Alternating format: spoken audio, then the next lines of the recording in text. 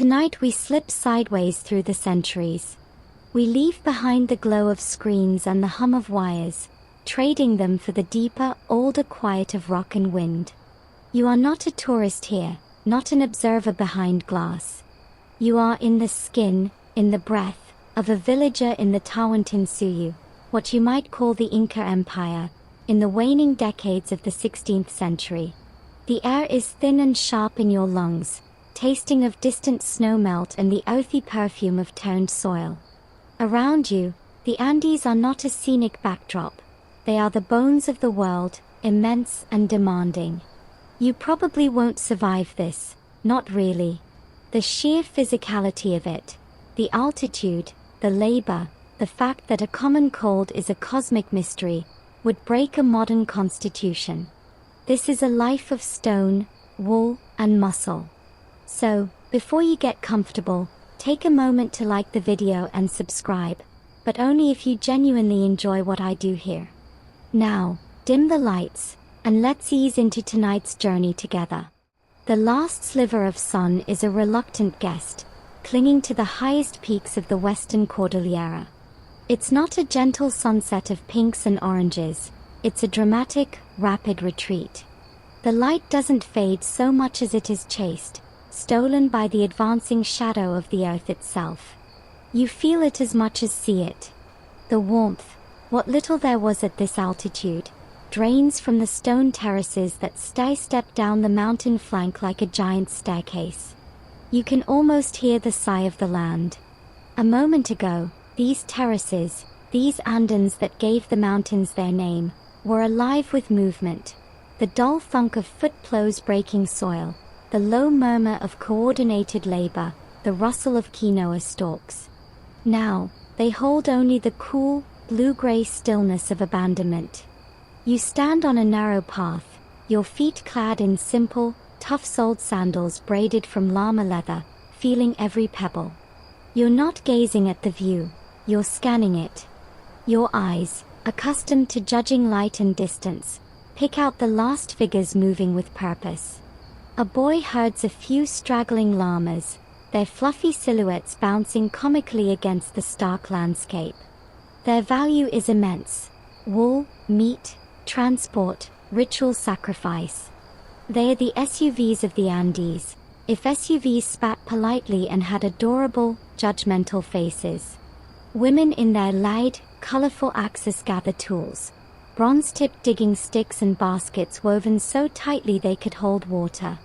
There's an efficiency to their movements, a rhythm honed by a lifetime of racing the sun. Historians still argue whether this labor was a form of oppressive imperial tax, the MITA, or a complex, communal duty embedded in a reciprocal relationship with the state. From where you stand, tired and breathing hard, the philosophical difference feels academic. The work is done. That's what matters. The village itself is a cluster of low, rectangular buildings with steeply pitched thatch roofs, nestled in a fold of the mountain as if seeking shelter. The walls are of fieldstone fitted together with astonishing precision, mortarless, holding fast against centuries of earthquakes. As the light fails, the structures lose their edges, merging with the mountain. Windows are few and small, not for the view, but to keep in warmth and keep out the spirit-chilling breath of the Malki, the ancestors who inhabit the surrounding hills. You see the first pinpricks of orange light appear in doorways, not the steady yellow of electric bulbs, but the fluttery, living pulse of a cooking fire. That's your beacon. Your stomach, a hollow space beneath your rib cage, tightens. Supper isn't a takeout option, it's the day's central achievement. You begin the trudge down the path towards home. The air temperature plummets with a shocking suddenness that no modern thermostat could mimic. You pull your unku, a knee-length tunic woven from llama wool, tighter around your shoulders. Within the geometric patterns, the key motifs, the zigzags, are encoded maps of the surrounding territory, clan lineages, and even specific water sources. Your clothing is literally a wearable archive. A misplaced line could tell a story wrong. As you walk, the sounds change. The diurnal wind dies down. In the profound quiet, you hear the distant, glassy trickle of an irrigation channel, the far-off bleat of a llama, and beneath it all, a deep, resonant silence that seems to rise from the stone beneath your feet. It's the sound of a world pausing. The empire, with its sprawling network of roads and runners, its storehouses bursting with surplus, its divine king in distant Cusco, feels like a story told by travelers. Here, in this pocket of descending dark, the universe has shrunk to the path under your feet, the cold on your face, and the promise of a fire ahead. You round a final corner, the scent of burning QOA wood and roasting potatoes now unmistakable. The doorway is a glowing rectangle in a wall of shadow. You step towards it, crossing the threshold from the empire of the sky into the kingdom of the hearth. The world contracts from the panoramic mountain vastness to the intimate, smoky confines of a single room. You duck through the low doorway, a design feature ensuring you bow in respect, not just to your hosts, but to the very architecture that shelters you, and straighten up inside. The change is total. The immense, star-sprinkled sky is traded for a ceiling of soot-blackened thatch, supported by sturdy aliso wood poles. The air, once thin and cutting, is now thick, warm, and richly loud. It carries the earthy, sweet smell of thousands of chuno, freeze-dried potatoes, stored in baskets along the walls, the pungent aroma of a dozen different herbs hanging from the rafters, and the clean, mineral scent of wet clay from the cooking pots nestled in the fire. The fire is the sovereign of this domain. It flickers in a shallow, clay-lined pit in the center of the packed earth floor, the smoke curling up lazily to find its way out through a hole in the roof. Its light is democratic but fickle, painting the serious, lined face of the grandmother as she grinds maize on a flat stone, then leaping to catch the curious gleam in a child's eye, then hiding again in the deep shadow where the guinea pigs, the wonku, rustle and squeak in their makeshift pen. These aren't pets, they are protein bank on tiny, scurrying hoofs. Think of them as self-replicating, alarmingly cute pantry items. Your arrival is met with quiet nods. Words are precious commodities here, not to be spent on frivolous greetings. You find a spot on a low, woolen mat near the fire, not too close. Wasting fuel is a sin, but close enough to feel the heat seep into your weary legs. Supper is a study in efficient simplicity, a direct refutation of the modern cult of culinary complexity. The main event is a thick, hearty stew simmering in a large, rounded mana pot. Into it went chunks of llama meat, dried oca tubers, handfuls of quinoa, and plenty of achu, what you'd call chili peppers. The mainstream historical fact here is the mind-boggling diversity of the Andean larder. While Europe relied on a handful of staple grains, this stew represents just a fraction of it. The Inca state cultivated over 3,000 varieties of potato alone, from sweet to bitter, each adapted to a specific microclimate. This isn't picky eating, it's biological genius. You scoop a portion into a shallow, gourd bowl with a wooden spoon. The flavors are robust, earthy, and deeply satisfying, the heat from the peppers a welcome fire in your core. It's eaten with fingers or with soft, unleavened maize cakes. There are no individual plates. The pot is the plate. You eat what you need, knowing the rest will be there tomorrow, and the next day. Food is security, woven into the very fabric of the state's redistributive economy. Conversation is sporadic, a low murmur punctuated by the crackle of the fire. It's about the yield from Terrace 3, the temperament of a particular llama, the need to check the irrigation channel for a blockage reported by a runner from the next ilu, your extended kin group. The talk is of connections, to the land, to the water, to the community. The father of the household, his hands broad and cracked from a lifetime of handling stone, works quietly on a length of cord. This is a quipu, the famous knotted string recording device.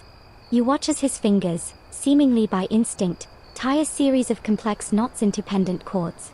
This one might be tracking the household's contribution to the community storehouse.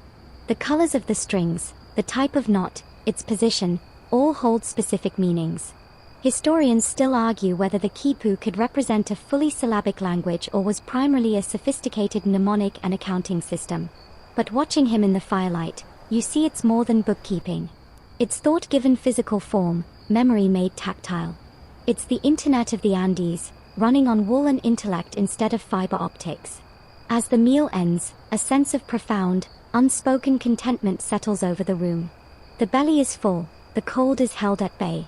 The children, their energy finally spent, curl up against the adults like warm, sleepy puppies. Outside, the world is a black, silent void. In here, you are in a capsule of light, warmth, and shared breath. You help clean the gourds with a handful of coarse sand and a little water, a task done with careful frugality. Every resource, from water to llama dung for the fire, is part of a closed, sacred loop. Nothing is truly waste. You settle back, your back against a cool stone wall, and feel the day's labor melting from your muscles, replaced by a heavy, fire-warmed drowsiness. The last thing you see before your eyes drift shut is the fire's reflection dancing in the dark, watchful eyes of the grandmother, who remains awake, guarding the flame, as the village outside sinks fully into the embrace of a night so dark and complete it feels like a physical substance. Full dark is not an absence outside, it is a presence. It pours into the high passes, fills the quebradas, and presses against the very walls of the home. The fire, now banked to a pulsating heart of embers, feels less like a source of light and more like a defiance of the deep. In this profound quiet, your hearing stretches. You hear the faint, papery rustle of the thatch in a night breeze, the soft, rhythmic breathing of the sleeping children, and the distant, haunting cry of a fox. But beneath these tangible sounds, your mind, steeped in a worldview where everything is animated, begins to perceive the other residents of the night. You are never truly alone here. The mountains are not just geological formations. They are apis, mighty mountain lords, awake and brooding. The strangely shaped rock outcrop you passed on the trail today is a huaca, a sacred place imbued with power, a testament to an ancestor's transformation or a deity's momentary pause. The mainstream historical fact is that the Inca state didn't erase these local beliefs. It brilliantly co-opted them, weaving them into a state religion with the Sapa Inca and the sun god Inti at the top, while allowing the worship of regional huacas to continue. It was theological crowdsourcing. So, as you sit in the dimness, you know the APU of your valley is there in the dark, a silent, colossal sentinel. You haven't left the world of beings. You've just entered the shift where the most ancient ones hold court. This isn't about spooky stories. It's a practical, daily relationship. Tomorrow's weather, the health of your llamas, the success of the harvest, all depend on the favor of these non-human persons. Your family's well-being is a thread in a vast web of reciprocity that includes the stones, the springs, and the stars. Some huacas were believed to get hungry and thirsty, requiring regular offerings of chicha, maize beer, or coca leaves. Archaeologists have found small, ceremonial canals leading to certain revered stones, literally for libations. Imagine maintaining a spiritual watering hole for a thirsty boulder. It makes filling a modern bird feeder seem low stakes. Your thoughts drift to the stories told by the elders, not as fiction, but as news from a deeper layer of time. They speak of Pachamama, the Oath Mother, who must be acknowledged with every drink, every planting. They tell of Alapa, the thunder god, whose voice is not just sound but a celestial battle, flashing his sling to create lightning. And they whisper of the Malki, the preserved ancestors, who are not gone. Their mummified bodies, the Malkis, are often kept in caves or special shrines, brought out for ceremonies and consulted for advice. They are the ultimate elders, present and participatory. Historians still argue whether this veneration of mummies was a way to maintain continuity and legitimize land claims, or a genuine belief in their ongoing consciousness. From your spot by the embers, the distinction is meaningless. Their presence is a felt fact, as real as the stone at your back. A soft sound makes you turn. The elder, the children's grandfather, is stirring. He doesn't rise to go to bed. Instead, he reaches for a small, worn pouch tied at his waist. In the faint glow, you see him take out a few perfect, whole coca leaves. He holds them gently, then brings them to his lips, breathing a whispered invocation, a halic, so quiet it's just a shaping of breath. He is not preparing to chew them for energy now. This is a greeting, an offering of the leaf's essence to the unseen ones around him. He places the leaves carefully on a tiny, clean patch of earth near the wall, a miniature pact with the darkness. It's a reminder that the social contract of the evening extends far beyond these walls. You feel a profound, unshakable belonging, but it's a belonging with sharp edges. To belong to this landscape is to be accountable to it, responsible for it in a way that modern environmentalism struggles to articulate. Your survival is directly, visibly tied to the mountain's mood, the spring's generosity, the ancestors' favor. There is no abstraction. The night outside is not empty, it is densely populated with consciousness. And as you finally lie down on your fleece pallet, pulling a woven blanket over you, you don't feel small or afraid. You feel like a single note in a vast, ancient harmony, a note that must be played true for the song to continue. The last ember in the fire pit winks out, surrendering to the dark, and you close your eyes, held in the silent, watchful custody of the stone and the soil. With the fire now a nest of sleeping coals, the only light is a thin, silvery thread falling through the smoke hole from a high, indifferent moon. This is the domain of the flicker, the half-seen movement, the language of things not spoken in daylight. Your eyes have adjusted, turning the room into a study in charcoal and slate. The grandmother is a hunched silhouette against the slightly less dark wall, her hands moving in the gloom. She's not idle. She's engaged in the nightly audit. You hear the soft, tactile shush-shush of her fingers running over chords. She's examining the household quipu, her touch reading the knots like braille. This is the ledger of your life. The cotton and llama wool strings, dyed with colors from cochineal insects or specific clays, hang in clusters. A tight spiral knot here might represent the 3 llamas contributed to the community's shearing. A figure 8 knot there could signify the measure of chuno taken to the state storehouse in the last tax period, or more accurately, the reciprocal offering. Some scholars, like the late Gary Ayrton, have proposed that the quipu used a binary, almost digital code in the knot direction, front, back, and spin apply of the strings. Your family's annual potato yield might, in a weird way, be recorded in a proto-computer language of knots. Try explaining that to a conquistador looking for gold ledgers. The father has moved to a corner, his broad shoulders blocking the moonlight. He's working on something smaller, more personal. With a bronze needle and rough thread, he's repairing a tear in a carrying cloth. Each stab and pull is methodical, economical.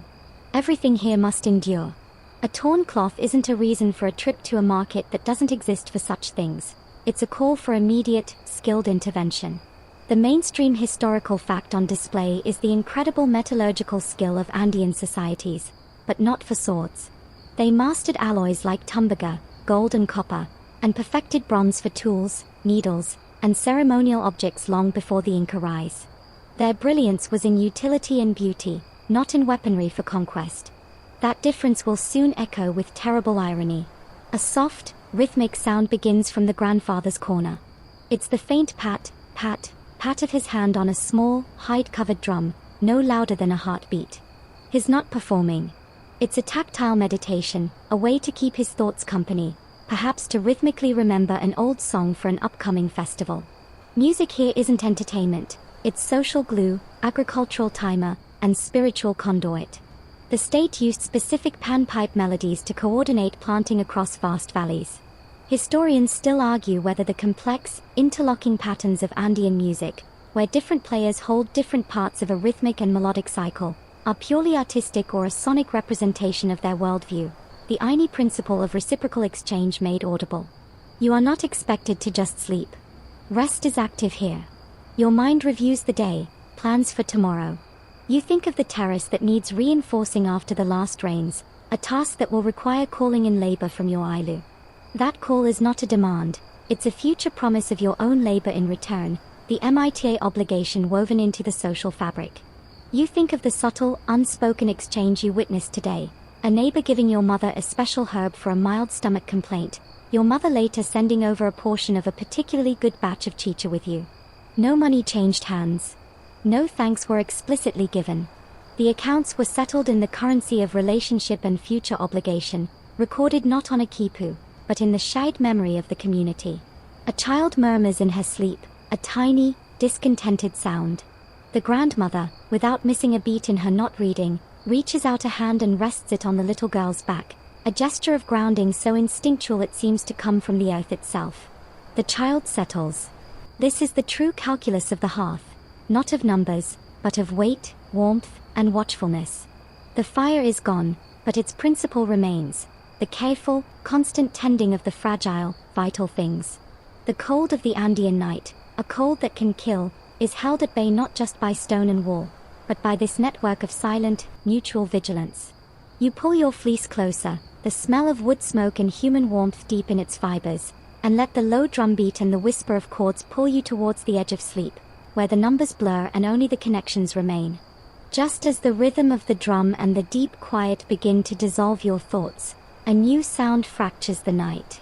Not from within, but from without, a sharp, tense inhalation from the father, his repair work suddenly stilled. The grandfather's drumming stops mid-beat. In the abrupt silence, you hear it too, the low, agitated murmur of voices from a nearby compound, a sound out of place in the sleeping village. Words are indistinct, but the tone is unmistakable, a blend of fear, anger, and desperate speculation. The topic, unspoken in your hearth until now, breaks the surface like a black fish in a still pond. The rumors, the travelers' tales, the foreign shadow that has fallen across the Kapaknan, the great royal road. The father finally speaks, his voice a low rumble in the dark. They say more were seen near Vilkas. Not just looking, asking, demanding. He doesn't need to say who they are. The words hang in the air, colder than the mountain air seeping under the door. The Viracochas. That's the name that first traveled up the road networks faster than any runner. It was a term of awe, borrowed from the creator god Viracocha, used for the bearded men who came from the sea on giant floating houses, their bodies encased in shining, hard skin like beetle shells, riding unbelievable beasts. The mainstream historical fact here is the devastating psychological advantage of the unfamiliar. The Spanish horses, beasts unknown in the Americas, their steel armor and swords, their guns that spoke with thunder and smoke. To a people whose world was meticulously categorized, these were not just enemies. They were ontological shocks, ruptures in the very order of reality. But the awe is curdling now, souring into something harder. The grandmother's voice cuts through, thin and sharp as an obsidian flake. They do not give. They only take. She's not talking about trinkets. She's referring to the principle of reciprocity, the aini that structures everything from farming to worship. The Spaniards, from the reports, understand no such thing. They demand food, lodging, gold, and labor with the force of their thunder sticks, offering nothing but vague promises and a strange, singular god who seems to despise all the others. The apis, the huacas, the ancestors. It is a form of madness. A social and spiritual virus. The grandfather speaks now, his voice the dry rustle of coca leaves. In Cajamarca, they say the Sapa Inca Atahualpa, lord of the Four Quarters, was taken by trickery. He filled a room with gold for his ransom, and they took it and strangled him anyway. This fact, a world-shattering event, has arrived here as a whispered horror story, almost impossible to believe. The divine king, the son of Inti, murdered by men who break their own word? It makes no sense. The Atahualpa's ransom, that room of gold, was likely melted down within days. To the Inca, gold was the sweat of the sun, a sacred metal for ritual objects. To the Spaniards, it was currency. They literally melted cosmology into coinage. The child, who'd been listening with wide, uncomprehending eyes, asks a simple question. Why are they here? The adults exchange a look. There is no answer that fits within their universe. For land? The Sapa Inca offered them provinces. For glory? Their actions seem ignoble. For their god? Their god seems angry and greedy. Historians still argue whether the conquest was driven primarily by greed for gold, a crusading religious zeal, or a complex hunger for status and legacy in a fledgling empire. Here, by this dead fire, the why is irrelevant. The that is everything. You feel a new kind of cold, one the fleece cannot touch. It's the chill of the unpredictable, of a logic you cannot follow. The night outside no longer feels populated by familiar, if powerful, spirits. It feels like it might contain a new kind of ghost, one clad in steel, riding a snarling beast, operating on rules that turn generosity into weakness and sacredness into loot. The safe, reciprocal circle of your world has been breached. The father goes back to his mending, his stitches now harder, more deliberate. The grandmother resumes her touch on the quipu, as if reassuring herself the accounts are still there, the old ways still recorded. But the silence now is different. It's a listening silence, straining for a new sound on the wind, the clank of metal, the whinny of a horse, the footfall of a boot on the sacred earth. The night vigil has just acquired a new, dreadful dimension. The tension in the air is a third presence, but life, stubborn and pragmatic, must continue its patterns. The grandmother rises with a soft groan of settled joints and moves to a corner where a backstrap loom is anchored to a roof pole and tied around her waist. She doesn't light a lamp. Her fingers know this terrain in the dark. You hear the whisper of the warp threads as she separates them, the soft clack of the wooden shed stick as she opens a space, the faint swish as she passes the weft-loaded spindle through. She is weaving a new aksu, the ceremonial dress for her granddaughter. In the near-total darkness, this is an act of faith. But it's more than craft. It is resistance. The patterns she weaves are a language older than Quechua, older than the Inca Empire itself. Geometric staircases represent the terracing of mountains. Condors with outstretched wings symbolize connection to the upper world, Hanan Pasha. Interlocking zigzags are the rivers and the lightning of Alapa. This cloth is a map, a lineage, a prayer. The mainstream historical fact: these textiles were the ultimate prestige goods of the Andes, more valuable than gold. A finely woven come-by cloth could take a team of skilled women a year to make and was reserved for nobility and sacred purposes. Your grandmother is weaving a small, private claim to nobility, to identity, to a story that cannot be easily erased. As your eyes adjust further, you can just make out the emerging design.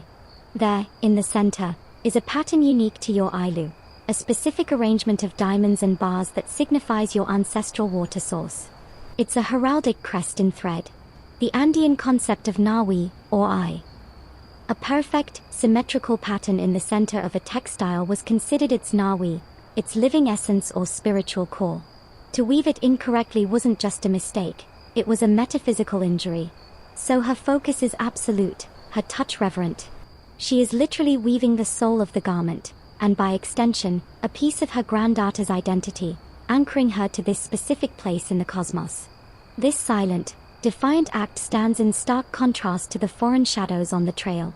The Spaniards, you've heard, see cloth as just cloth.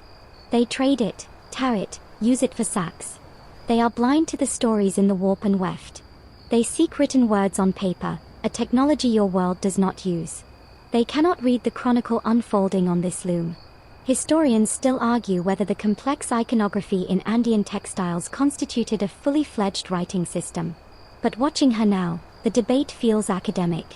It is a system of meaning, dense and precise, passed from hand to hand, generation to generation, immune to bonfires of pagan texts because it is not a text at all.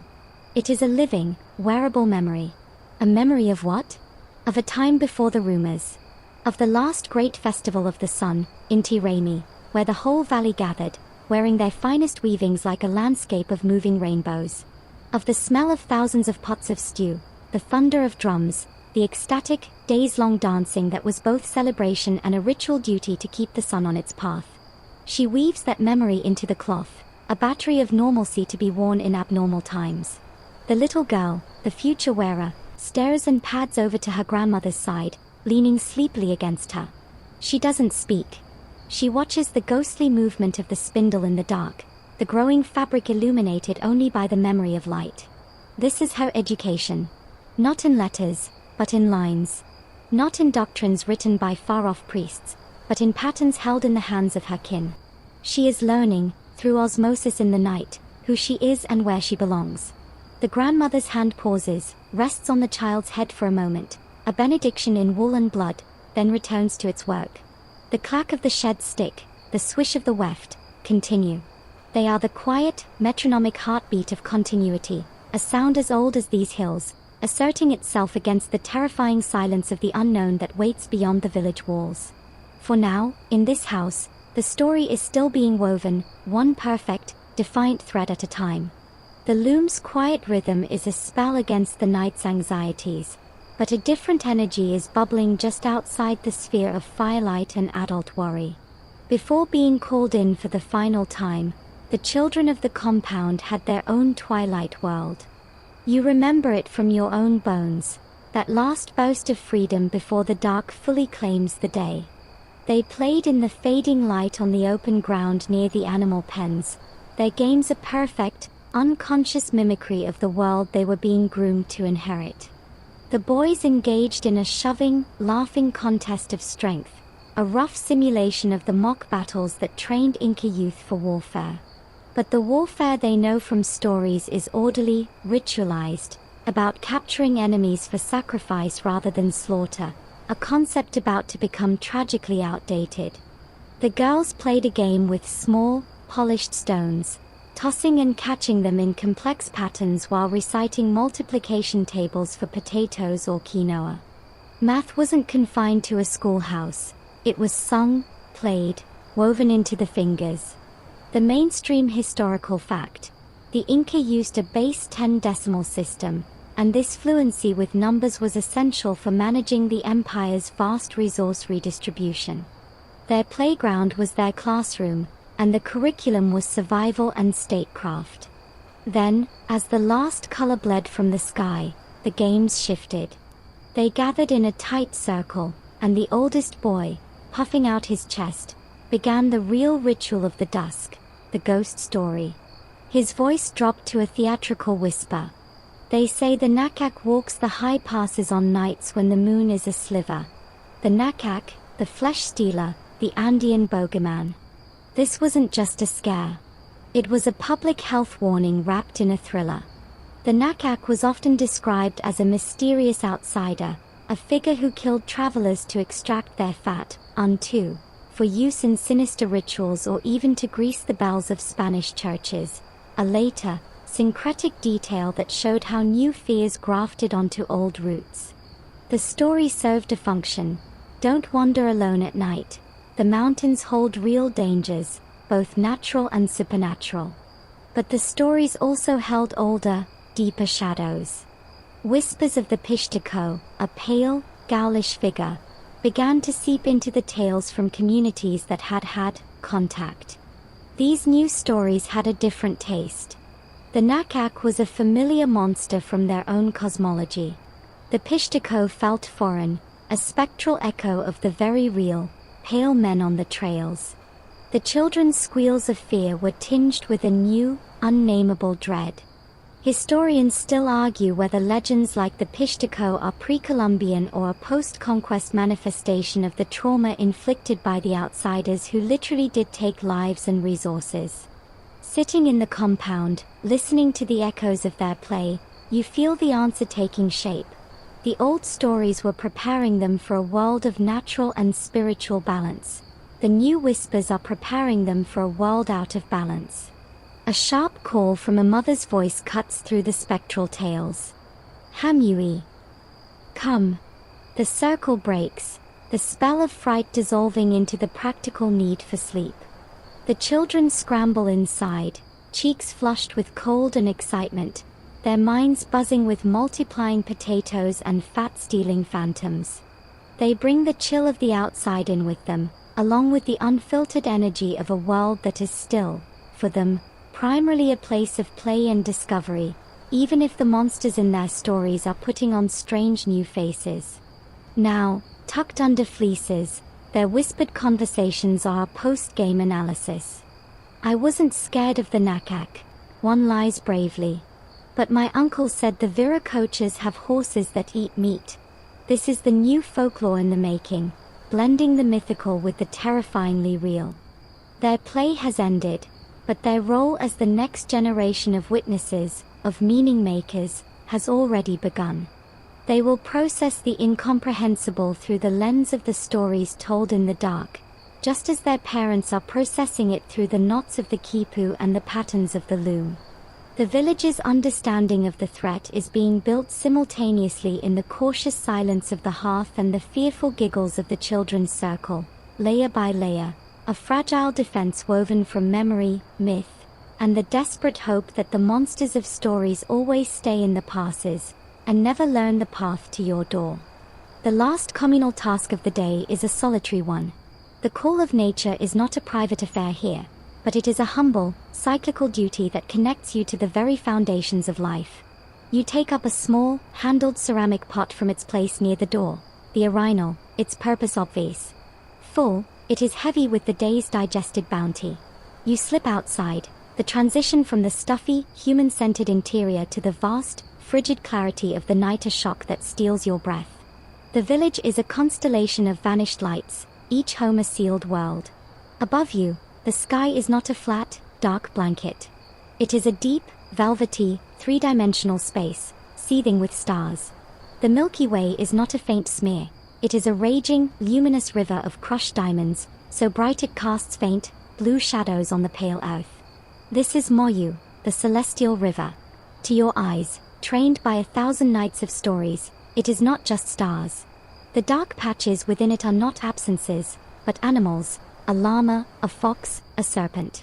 The mainstream astronomical fact: the Inca identified many dark cloud constellations in the Milky Way, using their positions to mark seasons and agricultural cycles with stunning accuracy. Your planting and harvest times are dictated by this starry menagerie far more precisely than any European peasant's calendar. You walk a well-trodden path to the edge of the cultivated terraces, to a designated area away from water sources. This is the nightly pilgrimage of every villager. There's no shame in it, only necessity. You empty the pot into a trench, part of a systematic collection. The human waste, along with llama dung, was meticulously composted and used to fertilize the fields. The Spanish chronicler Bernabé Cobo noted with a mix of horror and admiration that the Inca knew the exact properties of different manures and human excrement for different crops. Nothing, absolutely nothing, is wasted. The cycle is closed, sacred. You are quite literally feeding the earth that feeds you, in the most direct way imaginable. It's a profound, unromantic form of reciprocity with Pachamama. Your task done, you don't hurry back. The immensity of the sky holds you. You find the Southern Cross, not just as a navigational aid for sailors who've never been here, but as part of a larger constellation you know as the Llama. Its eyes are the two pointer stars, Alpha and Beta Centauri. You look for Kolka, the Pleiades, whose clarity at dawn signals the planting season. To you, these are not distant balls of gas. They are living influences, ancestors, animals, guiding spirits.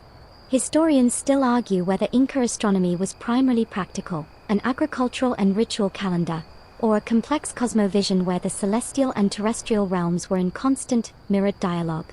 As you stand there, the sharp, thin air in your lungs, the smell of cold stone and distant snow in your nose, the question seems silly. It is both. The calendar is the cosmovision. Time, space, and spirit are woven together as tightly as the threads on your grandmother's loom. The sheer scale of it makes the rumors from the north feel momentarily small, ludicrous. What are their galleons, their horses, their guns, against the slow, majestic turn of Kolka, against the eternal flow of Moyu? Their god is a jealous, distant father in a heaven you cannot see. Yours are here, in this stone, in that spring, in the eyes of the star llama looking down on you. For a second, you feel an unshakable stability. This has always been. This will always be. But then, a practical, earthly wind cuts through the valley, biting through your unku.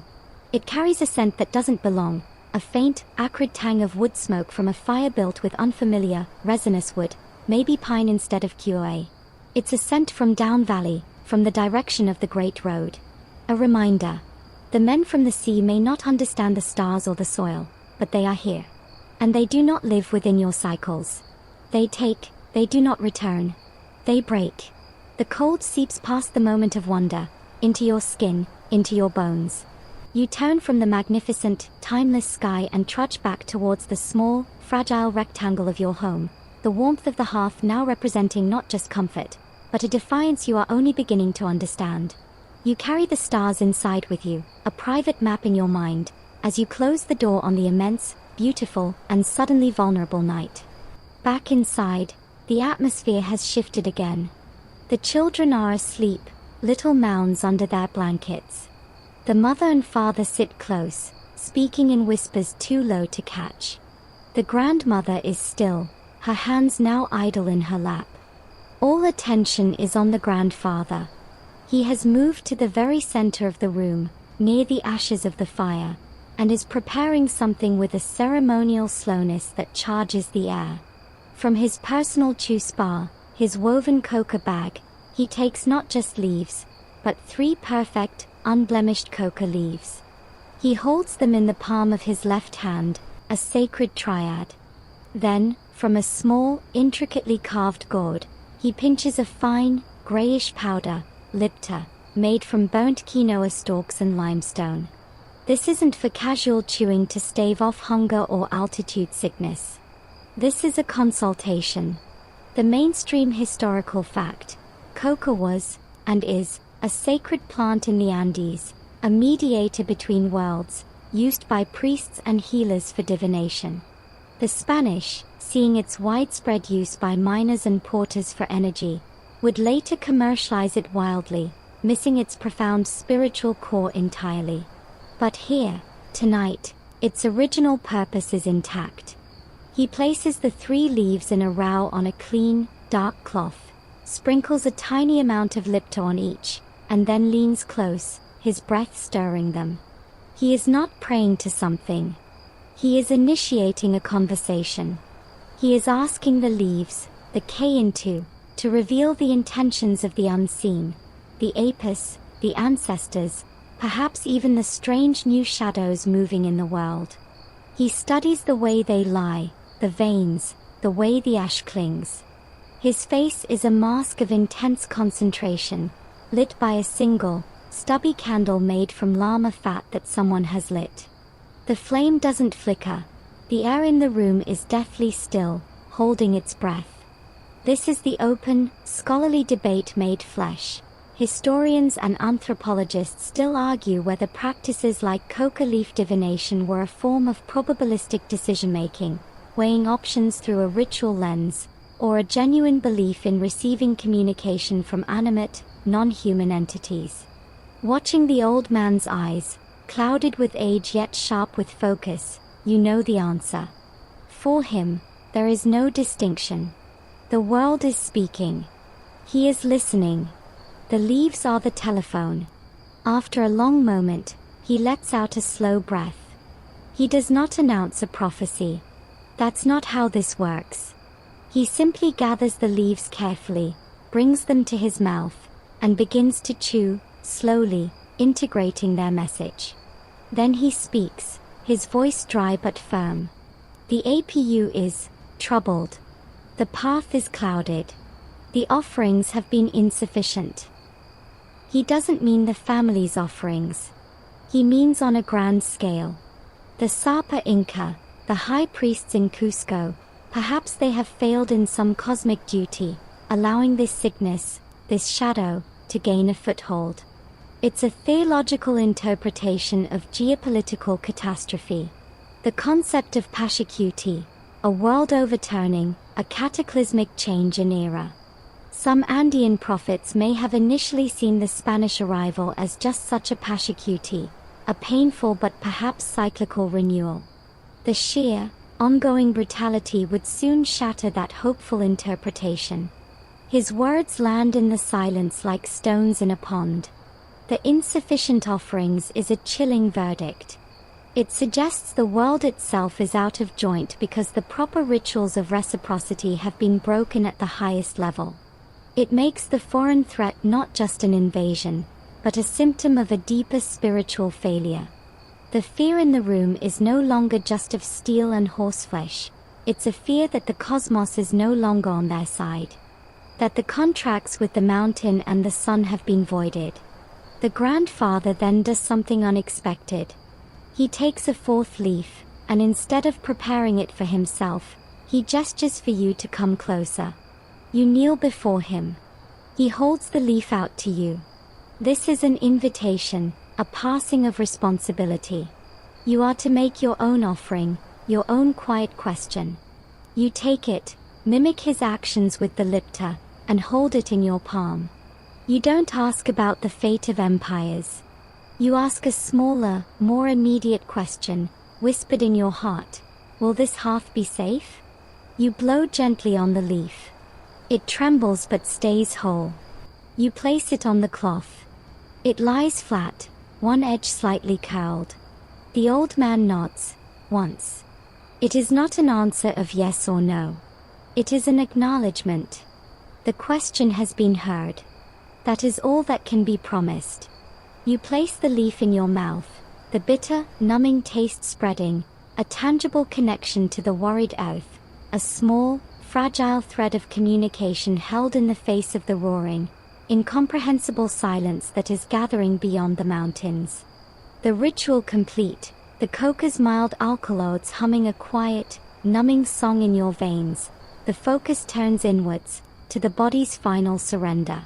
The candle is extinguished, its brief, smoky life ended to conserve precious fat. Now, the only light is the faint, blue glow from the smoke hole, where a handful of the boldest stars insist on being seen. The room settles into the soft, rustling orchestra of preparing for sleep. Your bed is not a thing separate from the earth, it is an extension of it. In a niche along the wall, you've arranged a thick layer of dried ichu grass, its sweet, hay-like scent released as you move it. Over this, you spread 2 llama fleeces, the soft, insulating underwool, not the coarse outer guard hairs. These have been pounded and cleaned, but they still carry the deep, musky, animal smell of the high puna, a scent of wind and wild grass. This is your mattress. Your blanket is a heavier, tightly woven ahuana cloth, its geometric patterns felt more than seen in the dark, a weight that promises security. You lie down. The textures are immediate and profound. The scratch of the grass through the fleece, the dense, woolly softness above it, the cool, smooth plaster of the wall against your outstretched hand. You are nested. The earth holds you, the animals warm you, the craft of your family covers you. This is the culmination of the day's work and the night's rituals, a sanctuary built from reciprocity. You pull the blanket up to your chin. The mainstream historical fact embedded in this simple palette is the incredible adaptability of Andean pastoralism. The domestication of the llama and alpaca provided not just meat and transport, but the critical raw material for survival at altitude, wool. Without it, permanent settlement in these heights would be nearly impossible. Your bed is a testament to a 1,000-year partnership with a fluffy, stoic creature. Around you, the family finds their places. The parents lie together, a single mound of shared warmth. The children are tangled piles of limbs in their own niche. The grandfather resumes his spot sitting upright against a wall, a living sentinel who may doze but will not fully lie down. The grandmother finally leaves her loom and settles on her own pallet with a sigh that seems to carry the weight of the woven world. It was common for families, and even community members, to sleep closely intertwined for warmth. Personal space, as a modern concept, is a luxury of central heating. Here, the shared breath and body heat are a communal resource, a literal lifeline against the cold that now grips the outside world so fiercely you can feel its pressure against the stone walls. You stare up into the blackness of the thatch. The events of the evening replay, the tense whispers about the viracochas, the defiant weaving, the children's fearful games, the star-filled trip to the midden, the solemn divination. Each feels like a bead on a string, a quipu of today's experiences. Historians still argue whether the famed Inca roads or their architectural marvels were their greatest achievement. Lying here, you feel it was something subtler, the psychological architecture, the mental and spiritual fortitude to carve a civilization from the world's most rugged terrain, to believe in a cosmos of mutual obligation so deeply that it dictated every stitch, every knot, every planted seed. An achievement now resting, quite literally, on a bed of grass and fleece, vulnerable to a world that does not play by the same rules. As your body warmth begins to create a microclimate under the blanket, your muscles finally unclench. The day aches, from hauling water, from hoeing, from the constant verticality of life, seep into the forgiving fleece. The coca leaves offer a gentle haze, blurring the sharp edges of fear.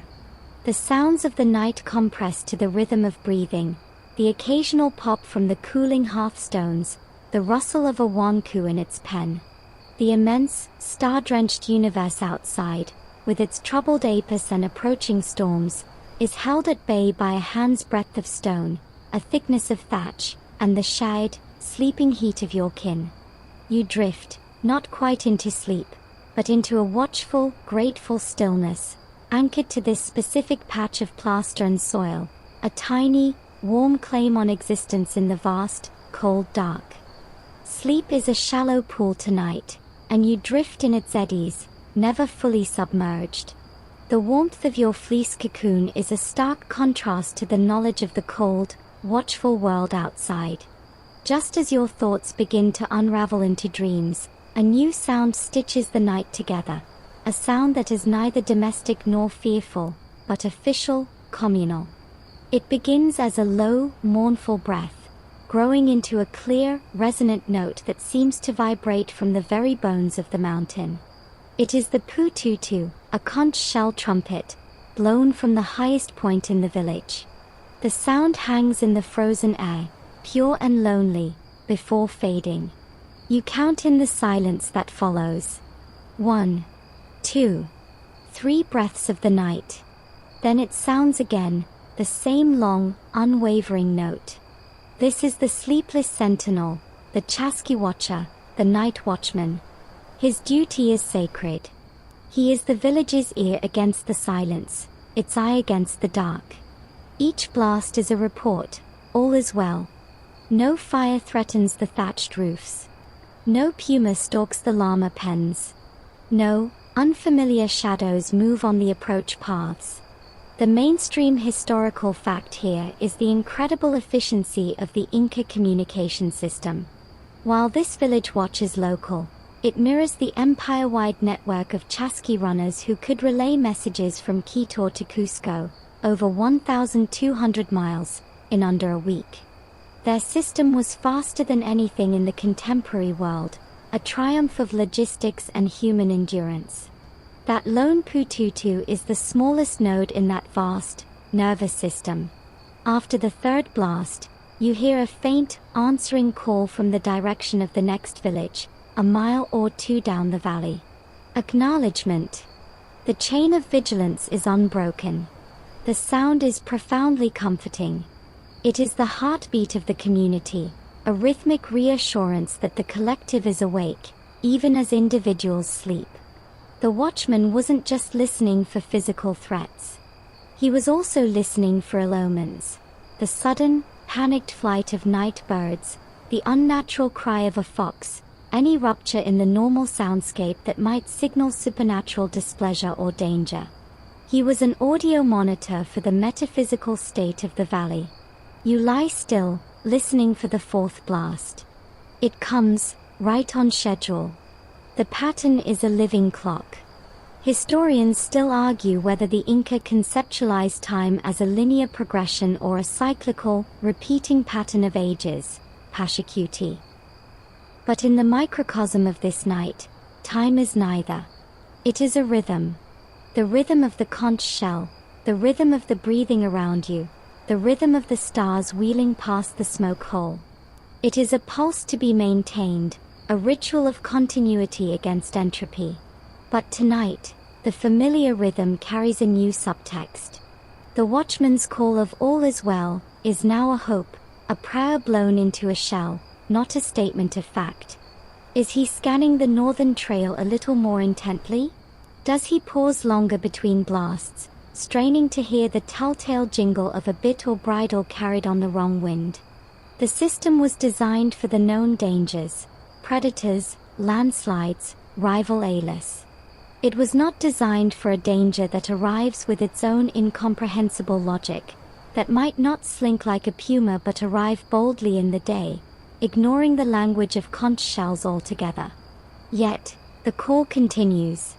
4, 5, 6. Each one a defiance. As long as the breath is in the watchman's lungs and the conch is at his lips, the village is in a state of grace, of order. The sound binds the sleeping families together into a single, alert organism. You find your own breath synchronizing with the pauses between blasts. In. Hold. The blast. Out. The tension in your shoulders eases slightly. The system holds. For this hour, for this night, the ancient protocols are sufficient.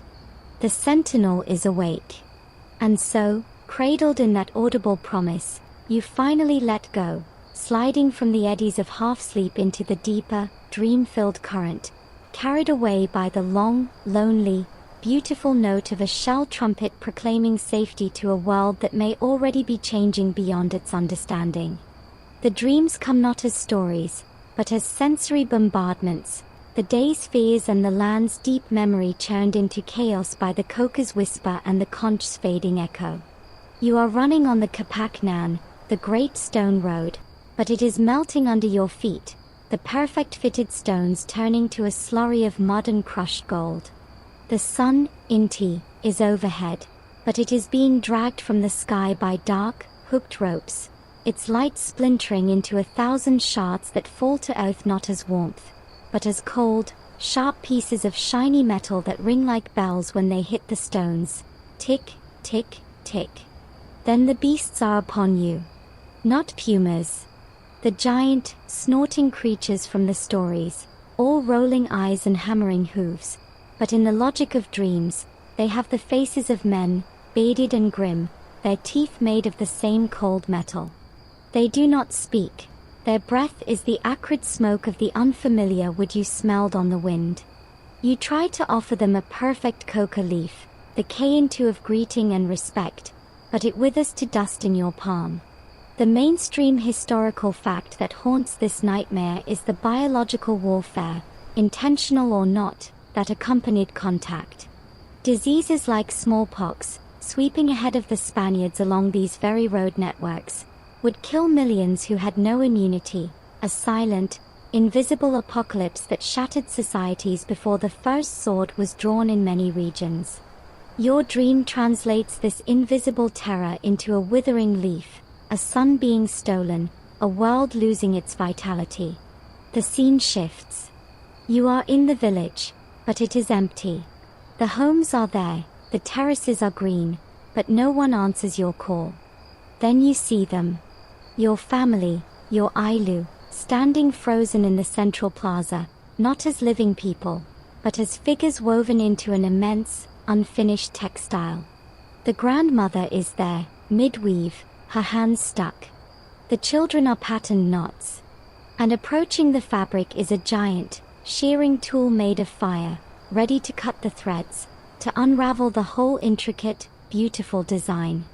The Spaniards, obsessed with precious metals, often dismissed exquisite textiles as trivial, burning vast quantities of kypus and ceremonial cloth as pagan idols or simply because they didn't recognize their value. The dream knowledge of this cultural incineration is literalized as a shearing fire. You hear a voice, not in your ears but in the fabric of the dream itself. It is the grandfather's voice, but aged and frayed. It says one word, to cray. To return, to turn over, to exchange. It is the root of reciprocity, of irony. But in the dream, the exchange is perverted. The mountains are giving back silence. The springs are giving back sand. The ancestors are giving back dust.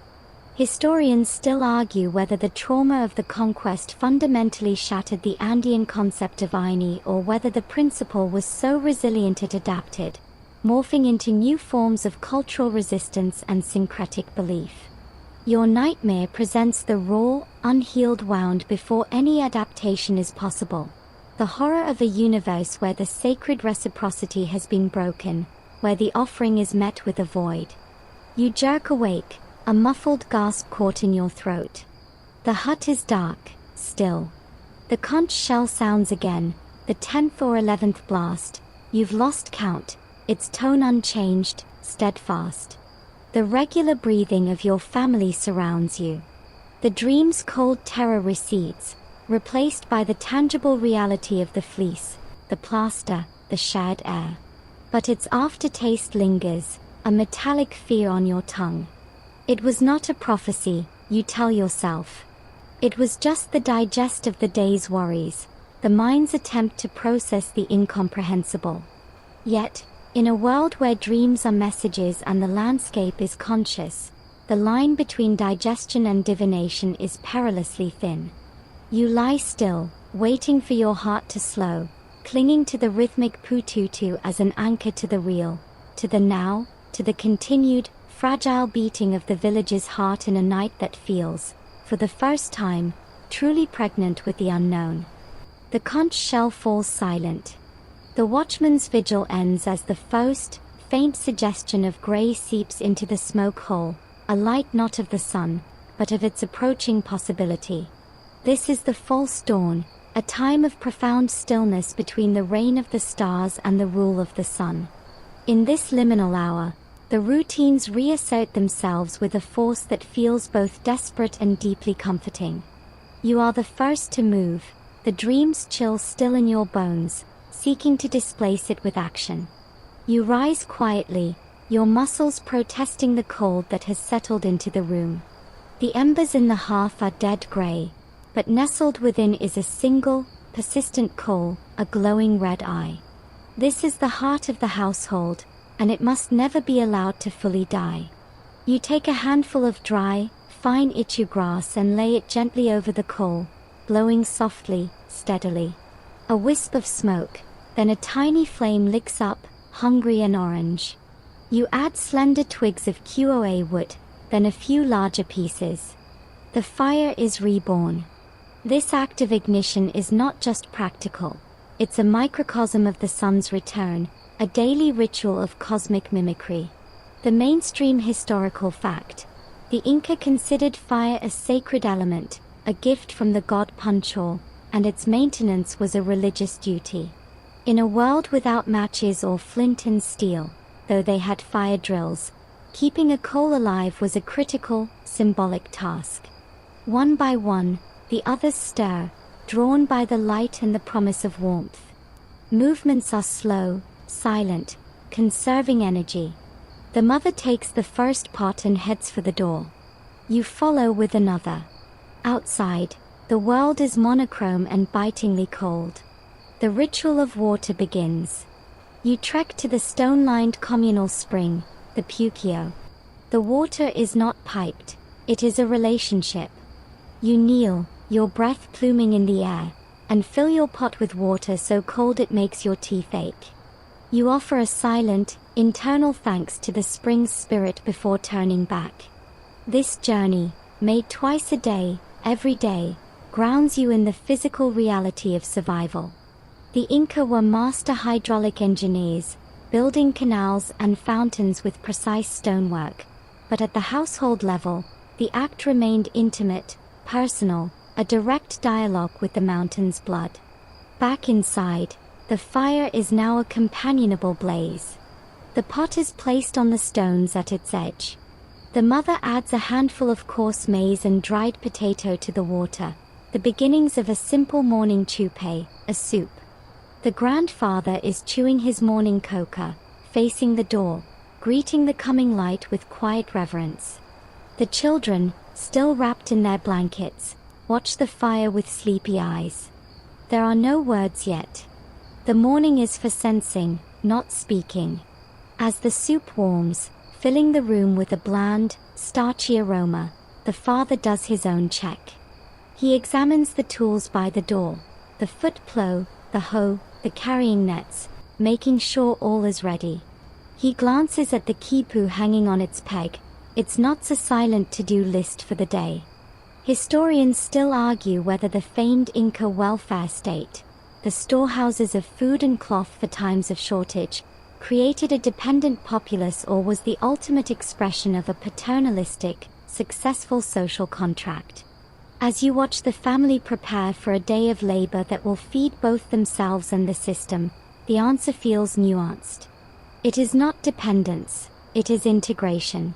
You work, the state stores, the community is protected from famine. It is a contract now threatened by a force that recognizes no contracts. The gray light strengthens, defining the window, the door frame. You sip the hot, thin soup directly from the gourd bowl, its warmth spreading through your core. It is not luxurious. It is fuel. Every action, from blowing on the coal to sipping the soup, is performed with a conscious, unspoken gratitude that feels sharper today. The normalcy of it is a fragile shell, and you are all moving carefully within it, aware of its preciousness. The nightmare recedes, not because it was untrue, but because this, the taste of hot water and grain, the sound of a crackling fire, the sight of your family's faces in the dawn, is the reality you are determined to uphold.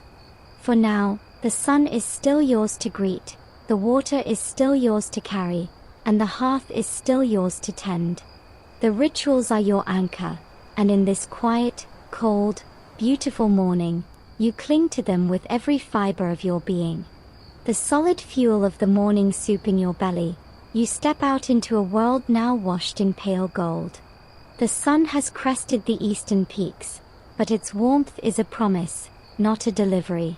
Today is a Katu day, market day.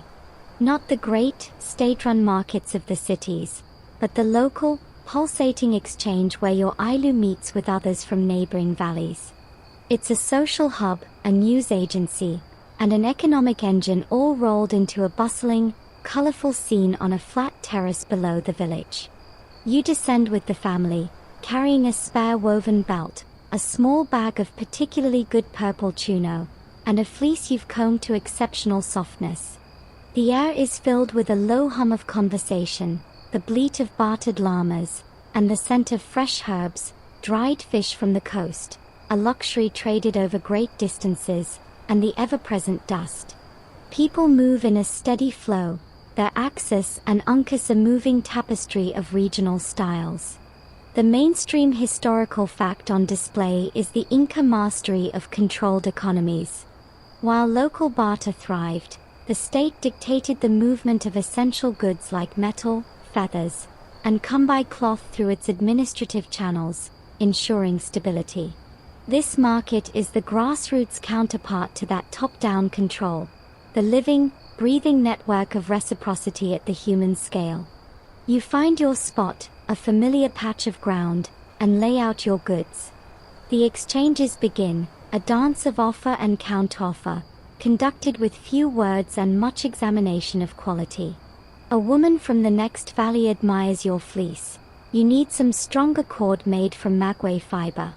A silent nod, an appraisal of the cord she offers, another nod. The deal is done. No coin changes hands. Value is intrinsic, based on utility and craftsmanship. But beneath the familiar rhythm of barter, a new currency is being traded with furtive intensity, information. It flows in whispers, masked by the market's din. A man who's just returned from carrying a load for a MIA crew on the Royal Road speaks in a low voice to a gathered few. "They are not gods," he mutters, his eyes darting. "They bleed. I saw one fall from his beast and curse like a man. But their weapons," he shakes his head. The thundersticks are described again, their noise and their ability to punch a hole in a shield from a distance. Some say the Spaniards' beards are where they store their power, and that's why they never remove their metal faces. It's a desperate attempt to make the alien familiar, to find a vulnerability in the incomprehensible.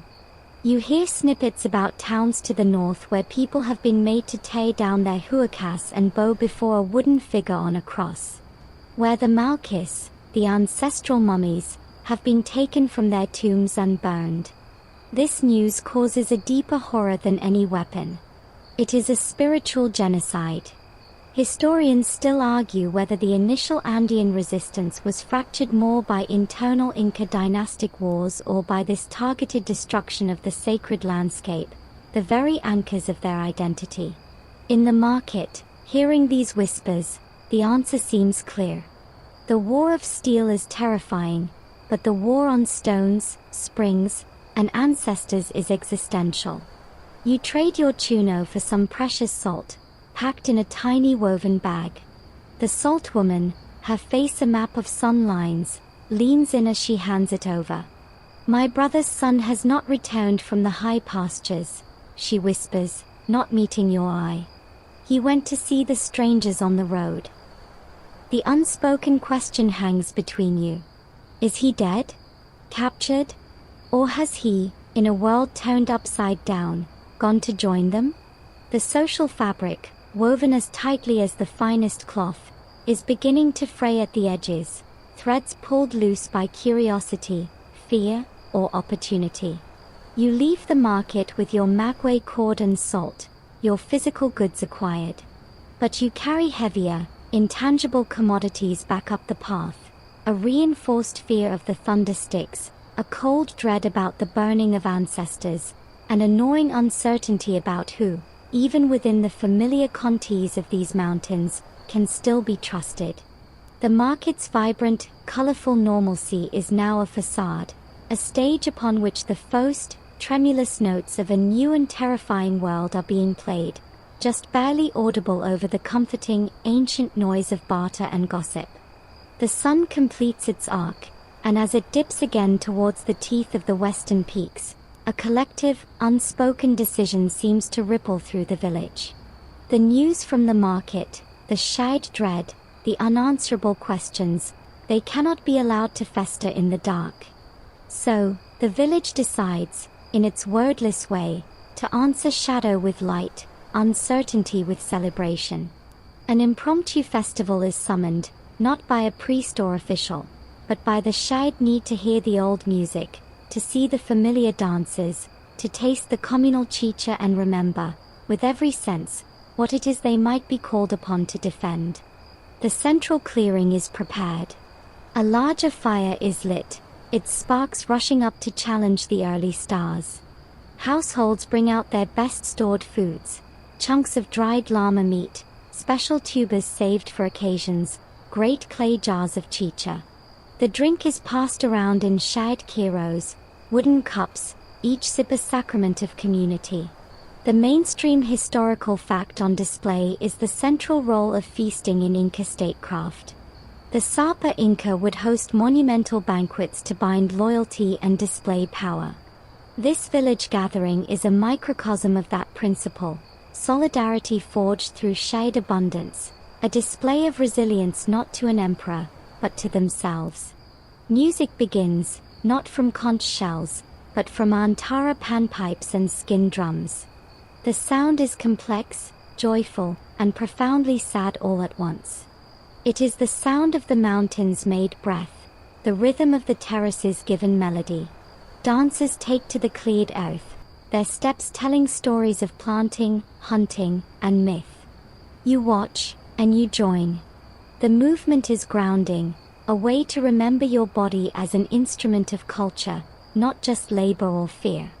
Many of these dances were masque, a form of ritualized remembering where every step and turn encoded specific knowledge about geography, genealogy, or resource locations.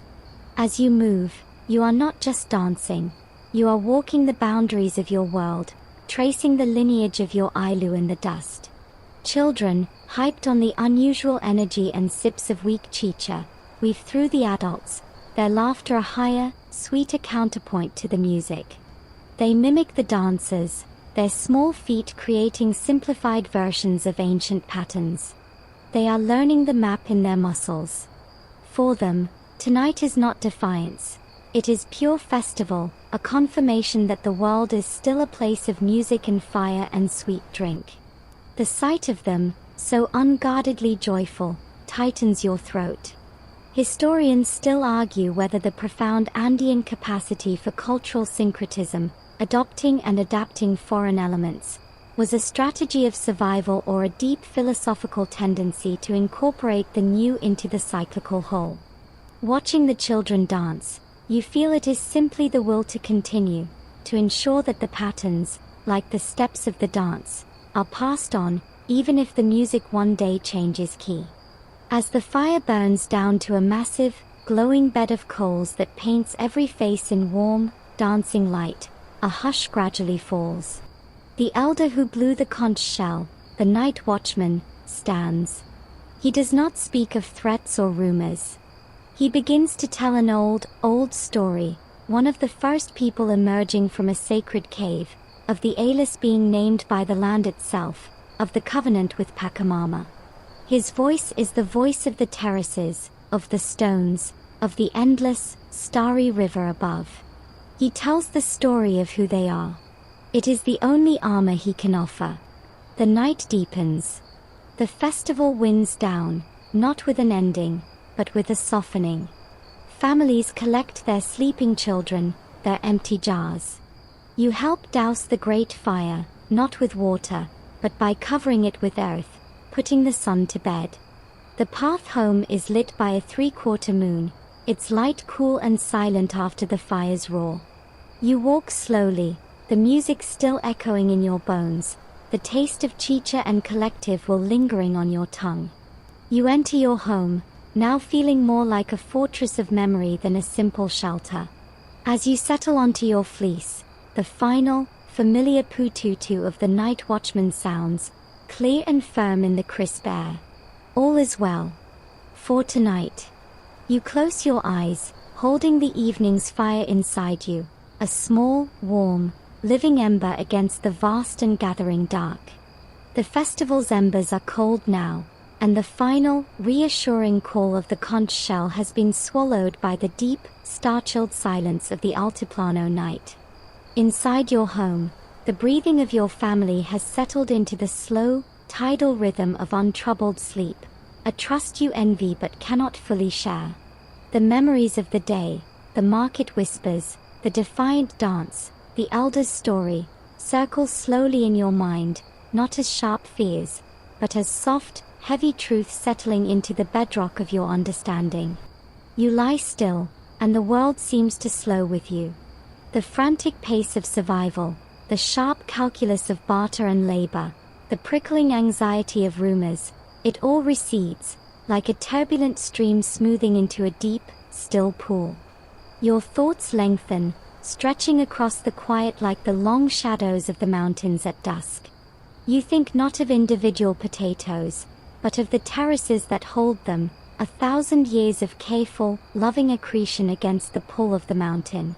You think not of the single quipu knot, but of the vast, invisible network of stories and numbers it represents, a canopy of meaning stretching across the empire, each village a vital node glowing with its own local fire. The foreign shadow on the horizon does not vanish from this calmer view, but it changes shape. It becomes not just an army, but a season, a long, bitter winter of the spirit that your people have weathered before in stories, a Pachacuti that turns the world over so it can begin again. The resilience you felt tonight in the dance, in the shared cup, in the very stones of your home, is not a new thing. It is the oldest thing you have. It is the patience of the terraces, the persistence of the spring, the stubborn memory in the weave of a cloth. It is a strength that does not shout, but endures, that does not clash, but incorporates, that may bend under unimaginable pressure, but fears it will never truly break. You feel your own breath deepening, sinking with the sleepers around you, a tiny part of the great, slow respiration of the valley itself. The last tight coil of worry in your chest begins to loosen, unraveled by the sheer, silent majesty of the continuum you belong to. The stars will wheel. The sun will return. The APU of the mountain will watch, as it always has. Your duty is not to control the storm, but to tend the hearth, to keep the patterns true, to remember the stories, and to pass the quiet, unshakable knowledge of this place, this specific, sacred, woven in wool and stone place, to the next breath, the next day, the next generation, however the world may turn. Your eyes grow heavy, the cool plaster at your back a solid, eternal comfort. The final, conscious thought is not a word, but a sensation. The deep, abiding warmth of the ember you now carry within, a tiny, perfect echo of tonight's communal fire, banked and safe, ready for whatever dawn may bring.